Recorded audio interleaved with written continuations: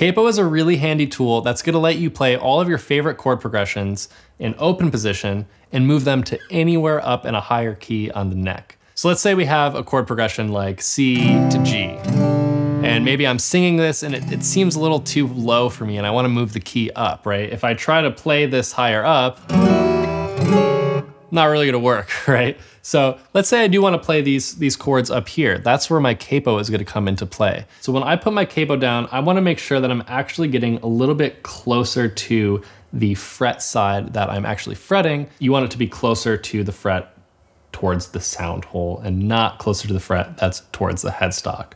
This will help you stay in tune a little bit more and prevent any fretting out. So all I have to do is move the capo up and put it down on a fret that I want to play. So now that we have the capo here at the 3rd fret, I can go ahead and play my same exact chord shapes as before, C and G, and they're gonna sound beautiful and they're gonna sound correct, right? And the reason that this works is because, you know, when I play an open chord, the guitar strings are ringing from here all the way to here. When I put the capo on, it's shortening the length of the string, so everything is gonna sound a little bit higher. The way that I like to think about it is I just pretend wherever the capo is, like that's where my headstock has moved, right? All this is negative space. So if I move the capo up to the 5th fret, I'm just gonna pretend that my headstock is right behind that 5th fret. So if you're playing your open C and your open G chord, right? I know that we like to call these G and C because that's what we're familiar with.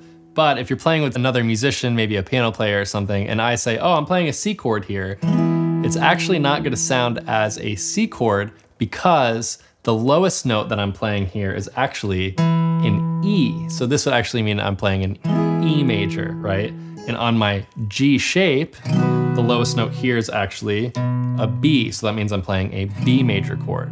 So don't let that confuse you. It's just one of the perks of having a capo is you can move across all these keys very efficiently and very quickly.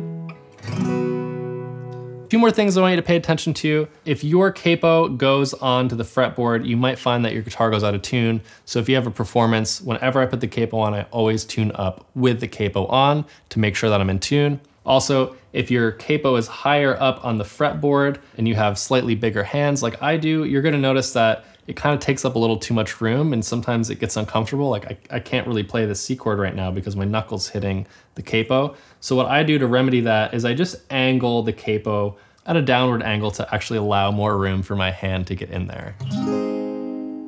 One last thing, you might see some people put their capos on facing down like this. Again, there's no right or wrong way to do it. It's really a personal preference.